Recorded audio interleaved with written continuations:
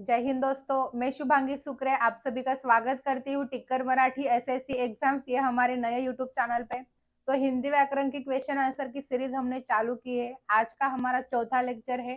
तो इसमें हम जो क्वेश्चन पहले पूछे गए हैं, मतलब जो PYQ है और जो क्वेश्चन आगे पूछे जाने वाले हैं, ये सब क्वेश्चन का मिश्रण हम यहाँ पे लेके आते हैं। तो बहुत महत्वपूर्ण सीरीज है ये। आप अभी चैनल पे नए हैं तो चैनल को सब्सक्राइब कीजिए, बिकॉज आगे भी ऐसे ही हमारे लेक्चर चलने वाले हैं।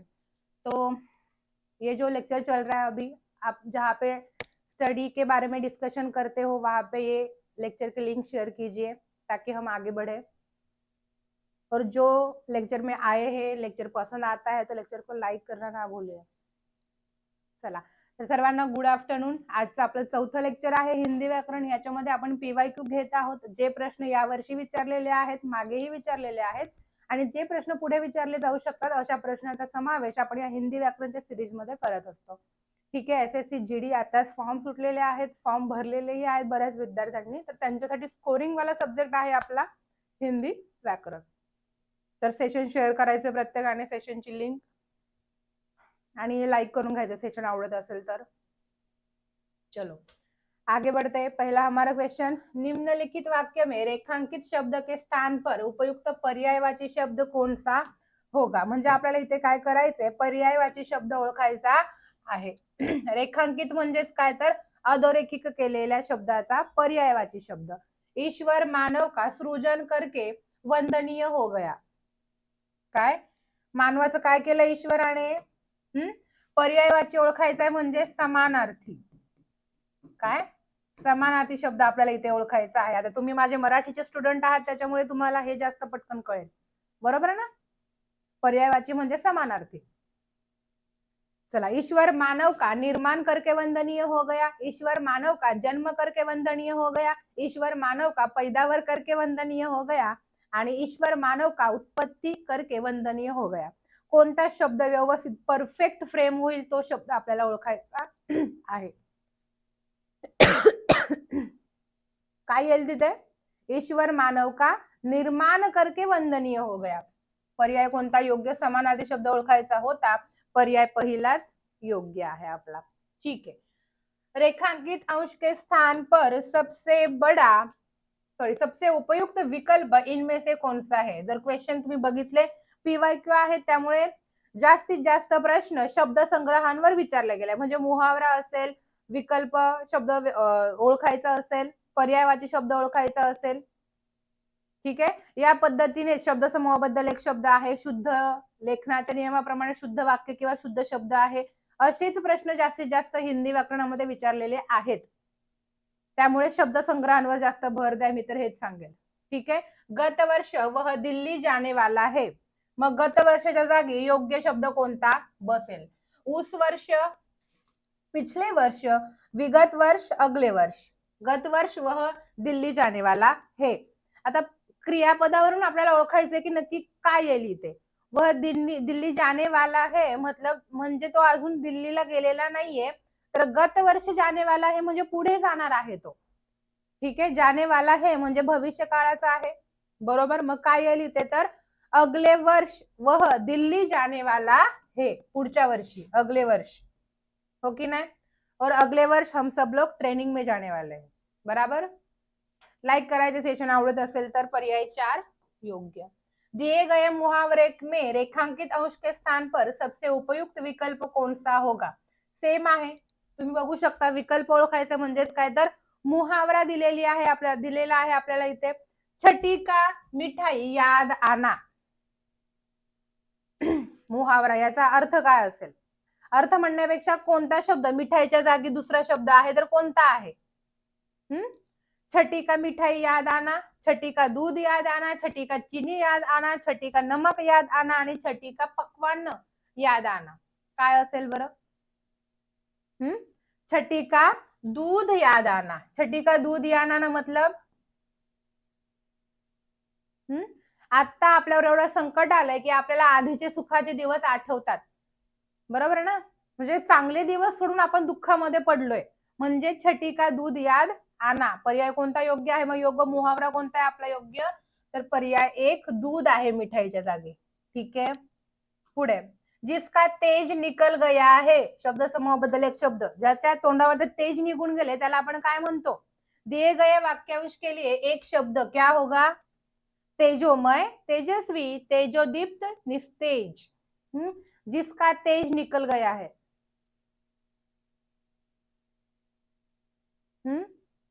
ज्याच्या चेहऱ्यावरून तेज निघून गेलंय त्याला काय म्हणतो आपण? निस्तेज चेहरा। काय? निस्तेज, ज्याच्या चेहऱ्यावर तेज नाहीये, जिसका तेज निकल गया है, उसको क्या कहते हैं? निस्तेज कहते हैं। Option 4 is right. आगे का क्वेश्चन हमारा, दिए गए वाक्य में रेखांकित अंश के स्थान पर सबसे उपयुक्त विकल्प कौन सा होगा? उपयुक्त विकल्प चुनना है हमें, मतलब क्या करना है कि यहाँ पे जो रेखांकित किया है इसमें जो शब्द है उनकी जगह पे योग्य शब्द कौन सा होगा, ये हमें क्या करना है?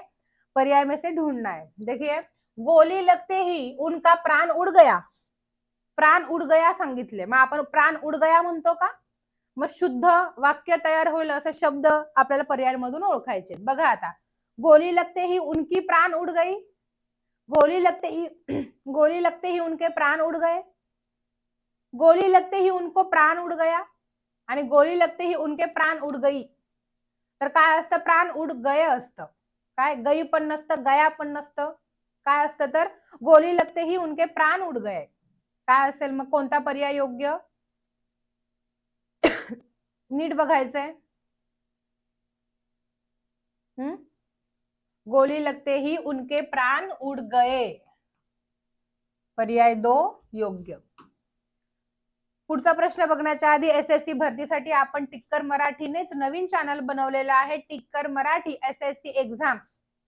तर ज्यांनी या चॅनलला अजूनही सबस्क्राईब केलेलं नसेल सबस्क्राईब करून घ्यायचं। नवीन चॅनल आहे, जीडी साठी अत्यंत महत्वाचं आहे। सगळे विषय जसं हिंदी व्याकरण होते तसंच बाकीचेही विषय या चॅनलवर आपल्या होत आहेत, त्यामुळे खूप महत्वाचं आहे। आपल्या लेक्चरचा टायमिंग 12चा आहे, बाकीही त्यांच्या टायमिंग नुसार लेक्चर होत आहेत। त्यामुळे ज्यांनी अजूनही चॅनल सबस्क्राईब केलं नसेल चैनल सब्सक्राइब करून घ्यायचंय। निम्नलिखित विकल्पों में से जो आदर करने योग्य हो वाक्यांश के लिए एक सार्थक शब्द क्या होगा? काय सांगितलं आता? हे नहीं है, तलवार एक उपयोगी अस्त्र है, ये गलती से आ गया यहाँ पे। चलो, जो आदर करने योग्य हो इसे क्या कहते हैं? आशावान, आदरणीय, शक्तिमान, ताकदवर। जो आदर करणे योग्य हो म्हणजे ज्याचा आपण खरंच आदर करायला पाहिजे अशा माणसाला काय म्हणायचं? की जो खरंच आदर करण्याच्या लायक आहे, आदर करण्याच्या योग्य आहे, आदर करण्याच्या पात्रतेचा आहे, मग त्याला काय म्हणतो आपण? आदरणीय। नावातच ट्रिक आहे आपली, क्या कहते हैं उसको? आदरणीय। मतलब जो आदर करने योग्य हो, ऐसे ही हम किसी का ही आदर नहीं कर सकते, राइट ना? जैसे कि आप लोग मेरा आदर करते हो या नहीं? चलो, ऑप्शन 2 इज राइट। माता पिता पर आदर करना चाहिए, इस वाक्य में अशुद्ध शब्द कौन सा होगा? आता अशुद्ध शब्द म्हणजे आपल्या डोळ्यासमोर येतं की शुद्ध लेखनाच्या नियमाप्रमाणे चुकीचा लिहिलेला शब्द। मग कुठे आपण पहिले वेलांटी आहे का दुसरे वेलांटी आहे बघतो, कुठे पहिला उकार आहे का दुसरा उकार आहे बघतो। पण हिंदी व्याकरणामध्ये अशीही वाक्य असतात की तिथे एक चुकीचा शब्द टाकण्यात आलेला असतो, मग त्या शब्दाच्या जागी योग्य शब्द कोणता असेल बघायला गेलं तर त्याच्यात काहीच अशुद्ध नसतं, फक्त वेगळ्या वाक्यामध्ये तो आलेला असतो। मग आपल्याला ओळखायचं की कोणत्या या वाक्यामध्ये कोणता शब्द बरोबर असेल, म्हणजे कोणता शब्द चुकीचा लिहिला गेलाय तो शब्द ओळखायचा। माता पिता पर आदर करना चाहिए याच्यातला कोणता शब्द चुकीचा वाटतोय आपल्याला, वाक्य अर्थपूर्ण वाटत नाहीये। काय असतं? माता पिता पर आदर करना चाहिए असं असतं का? नाही। काय असतं? माता पिता का आदर करना चाहिए। काय? माता पिता का आदर करना चाहिए। मग परच्या जागी काय आहे तर परच्या जागी का आहे, मग आपलं बरोबर उत्तर कोणतं येणार? पर्याय 4 येणार। ठीक आहे, माता पिता का आदर करना चाहिए, आपण म्हणतो का माता पिता पर आदर करना चाहिए? पर म्हणजे त्याच्यावरती नाही ना, मग हे झालं आपलं अर्थपूर्ण वाक्य तयार। पर्याय कोणता योग्य? पर्याय 4 योग्य। सामने शेर को आते देखकर शिकर के डैश डैश खड़े हो गए, अर्थपूर्ण वाक्य बनवायचे। सगळे प्रश्न तुम्ही असेच बघू शकता की शब्दसंग्रह आहे, मोस्ट ऑफ शब्दसंग्रहांचा समावेश जास्तीत जास्त त्याच्यामध्ये केलेला आहे। रिक्त स्थान की पूर्ति उचित मुहावरे द्वारा कीजिए। सामने शेर को आते देखकर शिखर के पैर खड़े हो गए। सामने शेर को आते देखकर शिखर के रोंगटे खड़े हो गए। सामने शेर को आते देखकर शिखर के बाल खड़े हो गए आणि सामने शेर को आते देखकर शिखर के मित्र खड़े हो गए. प्रत्येक वेळी असे चारही पर्याय तिथे टाकून बघायचे. वाचता वाचताच आपल्याला कळून जातं की कोणता पर्याय तिथे व्यवस्थित बसतोय ते. ठीक आहे, मग काय उत्तर बरोबर असेल? सेशन ज्यांना ज्यांना आवडतंय प्रत्येकाने सेशनला लाईक करून घ्यायचंय. असं सेशन तुम्ही पहिल्यांदाच युट्यूब चॅनलवर बघत असाल की त्याच्यामध्ये हिंदीचा पण अभ्यास होतोय आणि मराठीचा पण अभ्यास होतोय. हिंदी प्लस मराठी मिक्स आपलं लेक्चर चालू आहे, जे की सगळ्या विद्यार्थी मित्रांसाठी काय आहे, अगदी महत्वाचं आहे. कोणता पर्याय योग्य असेल? सामने शेर को आते देखकर शिखर के रोंगटे खड़े हो गए. मग पर्याय कोणता योग्य आहे आपला? पर्याय 2 योग्य. निम्नलिखित में से शुद्ध वाक्य है. कोणता शुद्ध वाक्य आहे? आता प्रश्न तुम्ही बघू शकता आणि मी नेहमी सांगते, वारंवार सांगते की याच वर्षीचे हे पीवायक्यू आहेत. तर तुम्हाला अंदाज येईल की आपल्याला एसएससी जीडी साठी हिंदी व्याकरणाचा कसा अभ्यास करायचा आहे, कोणतं बुक फॉलो करायचं की फक्त मॅडमला फॉलो करायचंय, ते तुम्हाला कळून जाईल. बुरी खबर कान कान फैल जाती है, बुरी खबर कानू कानू फैल जाती है, बुरी खबर कानो कान फैल जाती है आणि बुरी खबर कानो हात फैल जाती है. वाचता वाचताच कळतं आपल्याला काय बरोबर असेल. कान कान असतं, कानू कानू असतं, कानो कान असतं की कानो हात असतं. तर काय असतं, जी वाईट खबर असते, बुरी खबर कानो कान फैल जाती है, लगेच पसरतं सगळीकडे, सांगायची गरज पडत नाही. चांगल्या गोष्टी लोक सांगायला घाबरतात, बरोबर ना. जो अच्छी बातें होती है वो हम इतने आसानी से किसी को नहीं बताते.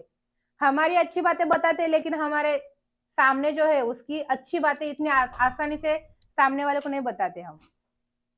ठीक है, चला कोणता पर्याय बरोबर आहे? बुरी खबर कानो कान फैल जाती है, पर्याय 3 योग्य. आगे का क्वेश्चन, वाक्य में रेखांकित शब्द के स्थान पर पर्यायवाची शब्द को लिखकर वाक्य को पूरा कीजिए. आता इथे काय करायचंय, पर्यायवाची शब्द टाकायचा आपल्याला. पती पत्नी के झगडे का हेतू क्या हो सकता है. आता हेतूला अधोरेखित केले म्हणजे एवढी आयडिया तर आपल्या डोक्यात आलेली आहे की हेतूच्या जागी दुसरा शब्द आपल्याला टाकायचा आहे. मग आधी लॉजिक लावायचं आपल्याला. पती पत्नी, नवरा बायकोची जी भांडणं होतात त्या भांडणाला काही हेतू असतो, औचित्य असतं, महत्व असतं, विषय असतं का कारण असतं?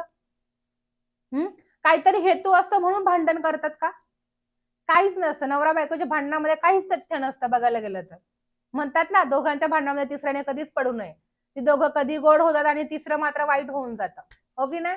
मग पती पत्नी के झगडे का कारण क्या हो सकता है. भांडण्याचं कारण असतं, भांडण्याचं महत्व नसतं, भांडण्याचं औचित्य नसतं, भांडण्याचा हेतू पण नसतो, तर भांडण्याचं कारण असतं. ठीक आहे, मग पर्याय कोणता योग्य?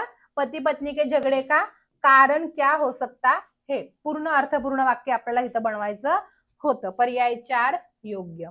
पुढचा प्रश्न बघण्याच्या आधी बुद्धिमत्ता एसएससी जीडी साठी बुद्धिमत्ताचा आपल्याकडे एक प्रॅक्टिस सेट बनवलेला आहे, प्रॅक्टिस बुक बनवलेला आहे. मग यासाठी तुम्हाला टिक्कर मराठी ऍप डाउनलोड करायचे. या ऍप मध्ये तुम्हाला एसएससी जीडी साठी बुद्धिमत्ता विषयाचा प्रॅक्टिस सेट भेटून जाईल.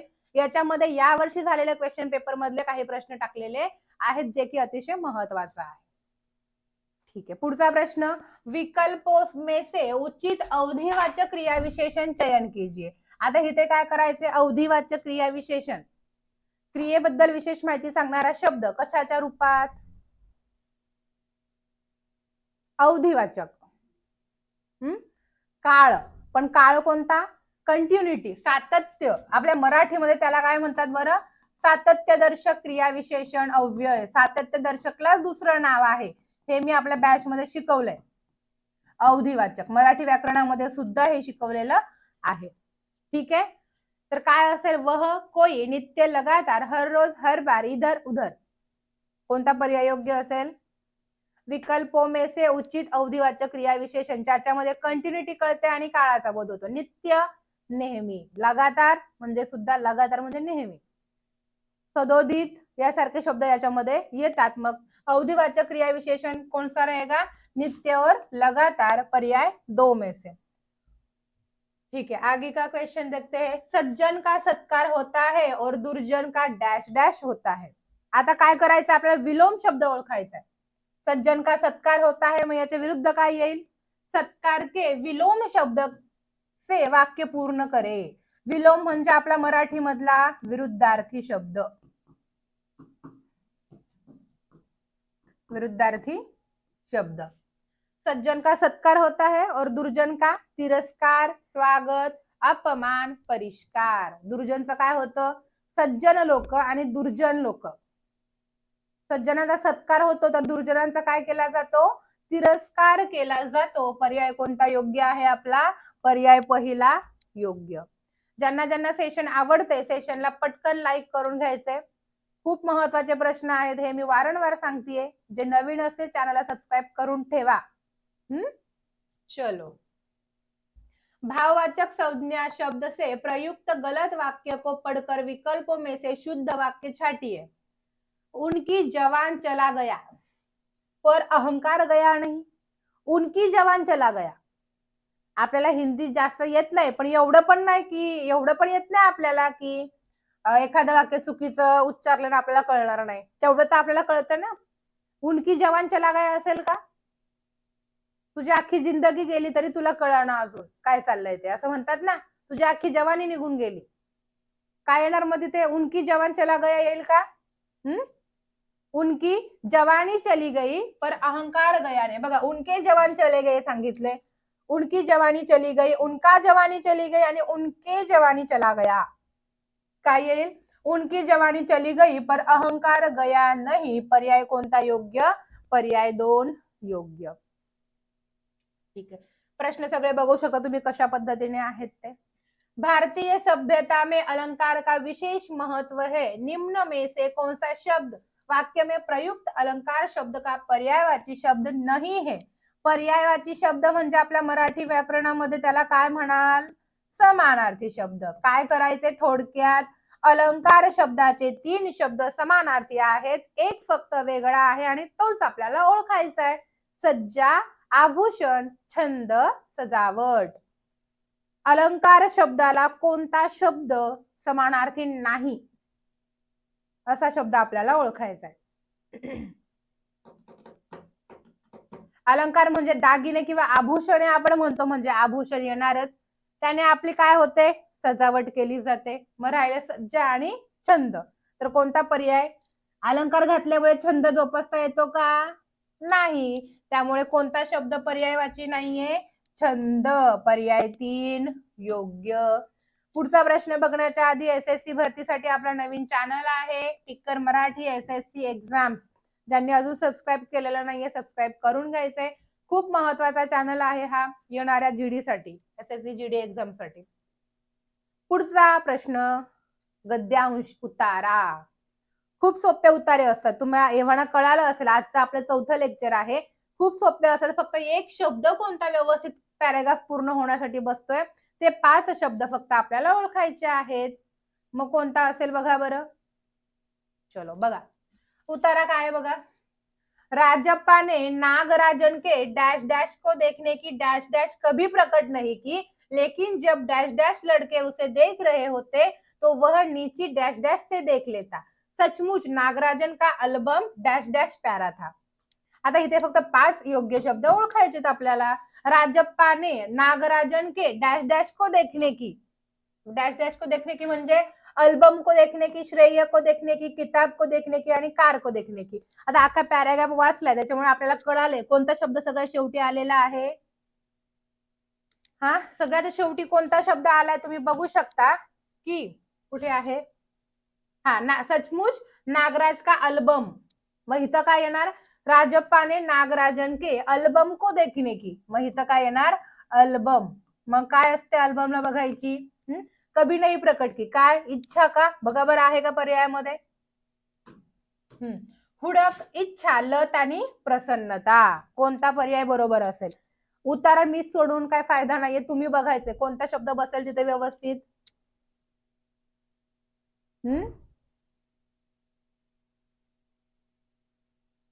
कोणता शब्द व्यवस्थित बसेल? काय असेल मग तिथे? राजप्पा ने नागराजन के अल्बम को देखने की इच्छा कभी प्रकट नहीं की. मग पर्याय कोणता योग्य येणार? इच्छा. पर्याय 2 योग्य. आता पुढे काय आहे तिसरा प्रश्न. लेकिन जब डॅश डॅश लडके उसे देख रहे होते. डॅश डॅश लडके म्हणजे कोणती मुलं तिला जेव्हा बघत असतात त्याला? कुठे आहे ते? हा, पहिले लडके, दुसरे लडके, तिसरे लडके आणि चौथे लडके. आपण म्हणतो ना, दुसरा कोणीतरी तिच्याकडे बघत असेल तर मला वाईट वाटतं. मग काय येईल? दुसरे. काय येणार इथे? दुसरे. वाक्य बघा कशा पद्धतीने फ्रेम झालंय इथे. हाँ, राजप्पा ने नागराजन के एल्बम को देखने की इच्छा कभी प्रकट नहीं की, लेकिन जब दूसरे लड़के उसे देख रहे होते तो वह नीची डॅश डॅश से देख लेता. नीची काय असेल मग तिथे चौथ्या याच्यामध्ये काय बसेल? नीची काय? नीची आंखों से, नीची हथेली से, नीची आवाज से और नीची पाव से. कोणता शब्द व्यवस्थित बसेल?